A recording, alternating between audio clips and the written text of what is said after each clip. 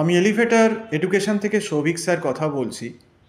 আমি আশা করব এবছরও ম্যাকআউট ইউনিভার্সিটি আমার যে ইন্টারমিডিয়েট সেমিস্টারটা হবে তাতেও কিন্তু স্ট্রিক্ট ইনভিজিলেশন প্রসেস ফলো করবে এবং যে ইউনিভার্সিটিটার দায়িত্ব, যেহেতু আমি ইউনিভার্সিটির প্রাক্তনী এবং ইউনিভার্সিটি থেকে পাস করেছি এবং একটা সময় ইউনিভার্সিটিতে পড়িয়েওছি কলেজে, তো সেক্ষেত্রে আমার আশা যে ইউনিভার্সিটি এমনভাবেই এক্সামটা ইনভিজিলেশন প্রসেস করবে যাতে যোগ্য স্টুডেন্ট ঠিক নম্বর পায় এবং অযোগ্য স্টুডেন্ট যাতে কোনো রকম অসৎ উপায় সে কোনোভাবেই যাতে মানে ফলো না করতে পারে, কোনো অসৎ উপায় যাতে সে অবলম্বন না করতে পারে এবং অযোগ্য স্টুডেন্ট যেন কোনো অসৎ উপায় অবলম্বন করে পাস না করতে পারে, সেটা কিন্তু দায়িত্ব আটকানোর ইউনিভার্সিটির।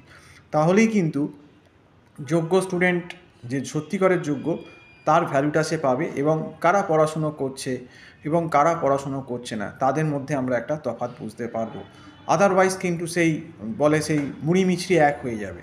তো এটার দায়িত্ব ইউনিভার্সিটিরই যে যোগ্য স্টুডেন্টকে ঠিক নম্বর দেওয়া এবং অযোগ্য স্টুডেন্টকে যাতে সে কোনো রকমভাবে কোনো অন্য রকম কোনো উপায় অবলম্বন করে যাতে সে কিছু না করতে পারে সেটাও ইউনিভার্সিটিকে দেখতে হবে। এবং স্ট্রিক্ট প্রত্যেক ঘরে যেমন ক্যামেরা লাগানো থাকে, ক্যামেরা থাকতে হবে এবং অনলাইন ইনভিজিলেশন থাকতে হবে। প্রত্যেক যে ফ্যাকাল্টি থাকে প্রত্যেক ফ্যাকাল্টি রুমের নাম্বার নিতে হবে।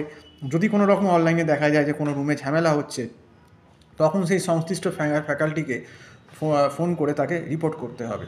কারণ এইভাবেই কিন্তু ব্যাপারটা বিগত আগের বছরগুলোতেও সেমিস্টারগুলোতেও হয়েছে।